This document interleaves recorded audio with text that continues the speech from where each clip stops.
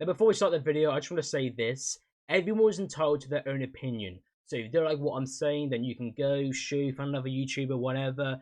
Everyone's entitled to their own opinion, so please be respectful. Hello everyone, my name is Mr. Blood, and welcome to a brand new series called Debate. The series where I sit down, play games, that's the wrong series. Sit down and debate on whatever I want, and today's debate, I got Five Nights at Freddy's versus Poppy Playtime. Which one is the better franchise? As you can clearly see, I'm a big fan of Poppy Playtime, so I'm going to be as brutally honest as possible. Also, there will be some different segments, so there'll be a timestamp in the description. But let's start off with the characters. Now, within Five Nights at Freddy's, majority of the characters are just repeats of other characters. Like, how many Freddys are there? How many Chicas are there? How many Bonnies are there? How many Foxies are there? I mean, in the first game, there are 2 Freddys. However, in different games, each Freddy does work a bit more differently. For starters, to get rid of Freddy, you just literally need to keep your eyes on him at all costs. While in FNAF 2, you can see him whenever you want, and you can put on a mask to get rid of him. And in FNAF 3, he just jump scares you and destroy your ventilation or something like that. So even though you've got like 30 or 40 different Freddys, each Freddy has his own unique attack style. Unlike in Poppy Playtime, where each character is completely different to any other character, apart from Huggy Wuggies and the Smiley Critters. In Poppy Playtime Chapter 2, when you play like a whack-a-mole game with the Huggy Wuggies, different Huggy Wuggies come out, they're like different colours, but they have different unique names, even though they're literally the exact same as the original Huggy Wuggy, but different colours. And the Nightmare Critters are basically just the Smiley Critters, but Nightmare. But in my personal opinion, I feel like the Poppy Playtime characters are better, in my personal opinion. I mean, take for example the Smiley Critters. Even though they look happy and innocent, realistically, it's mortifying. If they try to come out as a vulnerable, cute creature, while still trying to be scary, which is quite unique for a character in a horror game. Unlike in Five Nights at Freddy's, the only characters you really see which are friendly is like Helpy and the trash in the gang. Also with the characters, it depends on how scary you think they are. Obviously in FNAF 4, you got the Nightmare animatronics, which in my personal opinion are the scariest animatronics. While in Poppy Playtime, you have Catnap, which I think is the most scariest character. And in my personal opinion, in recent FNAF games, there hasn't really been a character which I defined as absolutely scary, like the Nightmare animatronics. Like, since, I say, Sister Location, there hasn't really been an animatronic which I find, like, massively scary. Unlike in Poppy Playtime Chapter 3, majority of the characters are scary, especially Catnap. I'm not gonna lie with you, since playing Poppy Playtime, Catnap might actually be the most scariest character that I have seen since FNAF 4. And I'm not trying to praise Catnap because I love Poppy Playtime. Generally, he is absolutely scary. Something about his appearance, or just like, he's trying to spy on you wherever you go. Like, he's always watching you, no matter what. And his abilities is just insane of what he can do. Unlike the animatronics in Five Nights at Freddy's, you're just kind of waiting for them to come, while in Poppy Playtime, you feel like every corner you go, you gotta watch your step, or something will happen. So, in my personal opinion, I feel like Poppy Playtime characters are slightly better than the FNAF characters. I mean, like I said, I'm trying to be as honest as possible, but that's just the way I see it. Like I said again, majority of the characters in Poppy Playtime scare me more than the newer characters in Five Nights at Freddy's. Up next, we have gameplay. Now, Five Nights at Freddy's gameplay honestly feels the exact same in every other Five Nights at Freddy's game. I mean, in the original games, you just sit out in an office, looking left to right, opening your cameras, and that's literally it. However, each Five Nights at Freddy's has its own unique mechanics. Obviously in the original games, you just open your camera, look left, right, close the door, open the lights. That's literally it. But in the second game, they have the option to use your mask and also rewind the music box. And in FNAF 3, you have the ventilation system, like all the, system of the audio stuff. In FNAF 4, you go into doors to doors, hearing sounds, and each different FNAF game has its own brand new unique mechanic. While in Poppy Playtime, it plays out basically the exact same in every other game, but they just add new puzzles. That's literally it, and new hands, of course. But in my personal opinion, the newer FNAF games just kind of play out the exact same apart from Into the Pit. I mean, Security Breach, Ruin, and Secret of the Mimic, I'm pretty sure it's called, play out literally the exact same. There is nothing new, no new engine, no nothing. It plays out the exact same, and it kind of feels boring. I mean, even though I have not played the game myself personally, so I really can't say anything. But I've seen, gameplay of it, and it just looks the exact same in my personal opinion, apart from changing a few designs, making some new touches, and that's literally it, really. I mean, I've seen FNAF Secret into the Mimic. I don't know what it's called. I actually generally don't care what it's called. But it looks the exact same as probably Playtime. But in a circus in the 70s, 40s, whatever it takes place. But it all comes down on how you see the aspect of the horror game. Obviously with Five Nights at Freddy's, it's kind of been the exact same since Help Wanted, in my personal opinion. And also with Playtime, it felt the exact same in each single one.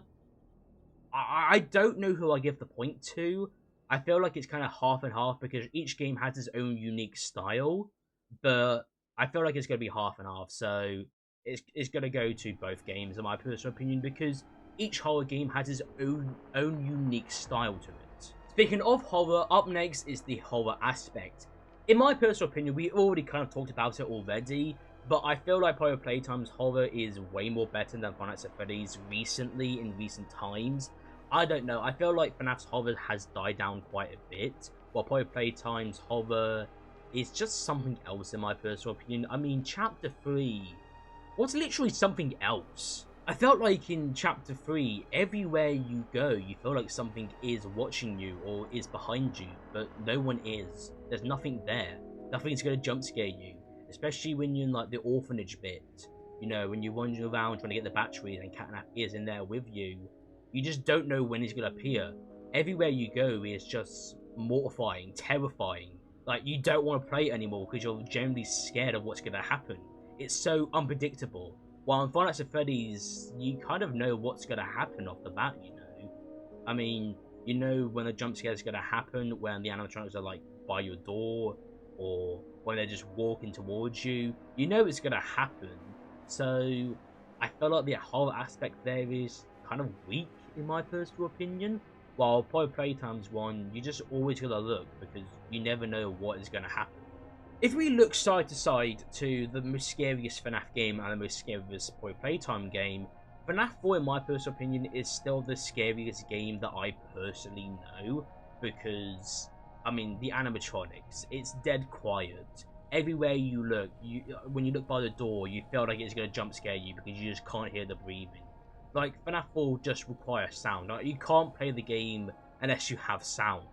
While in Poppy Playtime Chapter 3, I feel like every location is going to end south either way. Like, it just is going to go bad no matter what you do. So, the horror point, I think I'm going to give it to Poppy Playtime, in my personal opinion. Yeah. Poppy Playtime, I feel like it's more scary for, well, FNAF, you know, it only has FNAF 4 to rely on in the scariness. While in Poppy Playtime, each one is, you know, scarier than the other. And I will admit on this, while playing Five Nights at Freddy's, I say 80% of me was just generally scared, while the 20% was just me acting, trying to make the video more dramatic and more funny. While in Poppy Playtime, I went in blindfolded. I don't know what to expect when I play it because I don't know nothing about Poppy Playtime when I first play it. So, I mean, I'm trying to, you know, keep all the secrets of Chapter 5 away from me. That's why I'm saying of Twitter and TikTok. Up next is lore. Now, obviously with the lore in different games, it's gonna be quite biased because it depends on really how you see things. So, I feel like with FNAF lore, it's kind of been messy since they released the books, you know. I mean, I haven't really looked into the lore since Help Wanted, so I don't really know much. anymore. So from what I've seen, it's just all confusing, and you just gotta, like, you know, continue to look into it all the time, like constantly look into the lore. Like, obviously, you know, if you know your basic knowledge, like, you know, who the purple guy is, you know, what he did, yada yada, William Afton, you know, killing children, stuff like that, and Michael Afton, you know, doing this and that in other games, then you kind of know, you know, like, main lore. And obviously, if you go deeper, it's a bit more different, because obviously you've got the time traveling ball pit and like some other stuff, and it just kind of is confusing, doesn't really make sense. And I heard that, like, FNAF 1 to 4 is not canon anymore, and I just stood there, I was like, wait, what? If that's really the case, then what's the point of, you know, trying to study the lore if, you know, it makes no sense whatsoever? We're just changing things in every new book and every new game. With probably Playtime's lore, it does kind of follow the same as Final Fantasy Freddy's, but it's very similar, but I wouldn't say it's copying, it's just similar. Obviously, similar and copying are two completely, entirely different words, and if you think Power Playtime is copying Final Fantasy Freddy's, then you're wrong, because they're inspired by Final Fantasy Freddy's, so good one, mate. But in my personal opinion, the Power Playtime lore is just kind of fucked up, I think. You know, toys coming to life and just killing the innocent and workers during the hour of joy, and just, you know, kidnapping, you know, the orphans and children, putting them into sleep for test subjects. That is fucked up on so many levels. While in Final Fantasy Freddy's, I mean, you got Henry and William. William gets mad at Henry. William's child dies. He goes kill 5 kids, stuff them to a suit. Years later, he gets spring locked. 30 years later, he's alive and well as a spring trap. It's kind of, you know, I mean, it's unique. I'll give it that. It's very unique. And it's probably what inspired Power Playtime in the first place. So I feel like without Final Fantasy Freddy's, Power Playtime lore just wouldn't be there. So, in my personal opinion, I feel like I gotta give it to Power Playtime again. You know, again, I am trying my best to not be biased, but I feel like with FNAF lore, it's kind of getting a bit more messy, and I don't know if it's because, you know, I haven't been into the lore all that much, but I've been into Power Playtime's lore quite a bit. But I feel like it's just kind of messed up with Power Playtime, but FNAF is kind of messy and confusing, and I feel like it's just out of place half the time. Now we're moving on to a brand new segment, which is to do with stuff outside of Power Playtime and Final Fantasy Freddy. So up next is the songs. Obviously, we got some fan-made songs, and in my personal opinion, I feel like Final Fantasy Freddy's is already taking the cake on this one. I mean, I don't even know 10 Power Playtime songs. Poison Balloon, Sleep Well, Hell Like This, and Inside Out by CG5. Then you got Slave to the Factory Line, Return to the Motherland by DA Games. Then you got Dog Day by Rocket Music, and Catnap by Endigo. That's all I know. While in Final Fantasy Freddy's, you got It's Time to Die Remaster, I'm the Purple Guy Remaster, Not Here All Night Remaster. Then you got March Onward to Your Nightmares, Break My Mind, Game Over, Dear Brother, Unfixable, Left Behind, I Will Not Be Moved, Parasite, I don't think he made an Ultimate Custom Night, or a Pizza Simulator 1. Close to Home, Moving Up in the World. I just named 16 of DA Games songs. I'm pretty sure that's all of them. Madman. I just named every single DA Games FNAF song. Also, you got other singers as well, like CG5 with his FNAF songs. Try Hard Ninja, DeHooster. You know, you got all of these big singers, and obviously majority of the songs are just really good, and I feel like I would rather listen to FNAF songs other than Power Playtime songs, because I feel like Power Playtime songs are just more sad, especially with CG5 songs for some reason. I don't know why, I always find them sad, especially with Sleep Well, but I feel like Power Playtime is going to lose the point here, and it's going to get to Final Fantasy Freddy's. Like, if we look here, the most popular FNAF song is the original song with 411 million views. While probably Playtime's most popular song is Sleep Well by CG5 with 230 million views. So, obviously, FNAF songs are more popular, but you gotta respect, you know, Sleep Well for it being incredibly massive. Up next, we got the merchandise. In my personal opinion, Playtime's merchandise is marginally better than Five Nights at Freddy's. I mean, as you can see behind me, I got a massive A1 poster of Catnap from Playtime Chapter 3. I also got plushies as well. I also got Dog Day as well. I'm even getting the Yarnaby plushie next month. I like Five Nights at Freddy's where I have the exact same stuff, but I have more of Playtime stuff. However, I will say this though, Five Nights at Freddy's merchandise is way more affordable than Playtime's. I mean, the three posters over there in the far corner, they cost me 12 quid, 4 quid each. That poster right there cost me 60 quid. This Dog Day plushie cost me 40 quid. That cost me 20 quid. That cost me £5, that cost me 13, that cost me 16 quid. And this cost me 20 quid. Unlike FNAF merchandise, Springtrap only cost me 8 quid. And that's Nightmare Foxy one up there. It only cost me about 10 quid from Tesco's. Also, Five Nights at Freddy's merchandise, even if it's off-brand, it's still actually better than the off-brand stuff that Playtime has. So, I'm actually going to give the point to both, actually. Because it does vary if you want to, spend more money on, Playtime stuff or FNAF stuff. Either way, Playtime stuff looks way more nicer, but it's more expensive. While FNAF stuff don't really look as nice, but looks affordable, but still looking not terrible. Up next, we got the YouTubers. I feel like with FNAF YouTubers, there's more stuff out there for Five Nights at Freddy's than there is for Playtime. However, it depends on what kind of YouTuber you are. Wait, Away Days Visitors Shrewsbury Town? Anyways, back on topic. But for Five Nights at Freddy's, I have 1, 2, 3, 4, 5, 6, 7, 8, 9, 10, 11, 12, 13, 14, 15, 16, 17, not including that one, because that's a Roblox one. So I have about roughly 17 to 20 videos.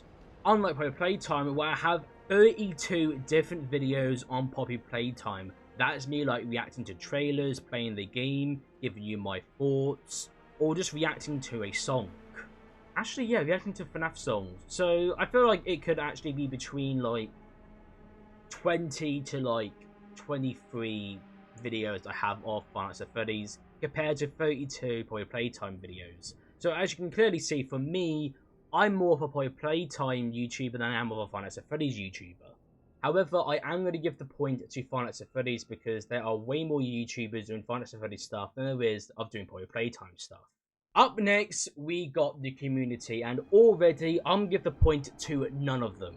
Reason being for Five Nights at Freddy's is because the community is ungrateful, delusional, and sexual. And I'm not saying that every, person in the FNAF community is sexual, but there is quite a lot. I mean, an unnecessary a lot. Should even be any in this situation because they're kids, so no. Delusional because they say Five Nights at Freddy's is the best horror game of all time, not taking account of any other horror games. I mean, fair enough if you do take account of horror games, but if you don't, then you're delusional. I mean, they say like one game, like probably Playtime, not taking account of Benedict Machine, or Hello Neighbor, or Outlast, or any of those other, horror games. And ungrateful because I feel like any community can be ungrateful, and I feel like FNAF is a prime example of an ungrateful community. Unlike probably Playtime, where they are very needy and impatient. How many people are there on CG5's TikTok videos begging him to make a Playtime Chapter 4 song? Like, how many was it? The guy was on tour, he was doing other projects, he didn't really want to do Playtime at the moment, but he was forced into making it. And that's what you call a bad community, and needy because they demand everything and whine about absolutely everything, especially within the brand new Chapter 5 game, where they whinge about the colours. The colours! Just be grateful we're even getting one. And I know that so many people are saying that, you know, Playtime is dragging it. Look at Five Nights at Freddy's! They have been dragging their game since FNAF 4. FNAF 4 was meant to be the last FNAF game. And you're saying that Playtime is dragging it. That is straight bullshit. I don't know. The way I see it, both communities are bad as each other, so no one's getting the point. So, who is the winner? Well, no one. It comes down to you. In my personal opinion, Five Nights at Freddy's is better than Playtime. And that's me being a actual true fan of Playtime. Yes, I prefer Playtime over Five Nights at Freddy's, but I'm saying that Five Nights at Freddy's is better all round than Playtime. Even though I find the merchandise, the gameplay, the horror better than Five Nights at Freddy's, I'm still going to say that Five Nights at Freddy's is the better game all round because it's been around longer, and it's the main reason why Playtime is a thing, because Playtime got inspired because of Five Nights at Freddy's. So, in conclusion, as a true Playtime fan, Five Nights at Freddy's is better than Playtime, even though I personally find Playtime way more enjoyable. I'm saying all round, Five Nights at Freddy's is a better game. Anyways, thank you guys so much for watching this video. If you enjoyed this video, then consider subscribing and help so a massive ton. I'll see you all in the next one. Bye.